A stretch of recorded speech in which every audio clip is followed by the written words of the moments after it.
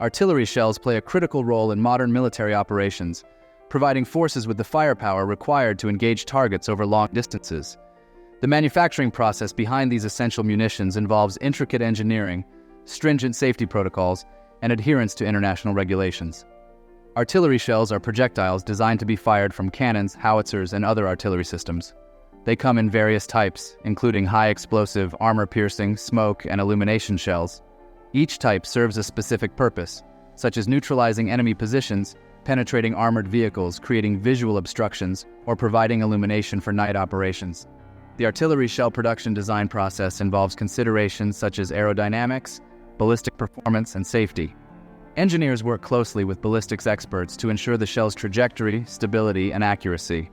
The materials used in artillery shell manufacturing are carefully selected to meet high standards of strength, durability, and stability.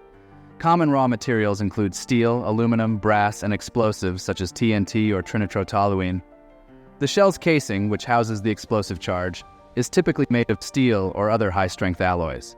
The casting or forming of the shell casing entails shaping the raw material into the desired form through precision machining or casting processes.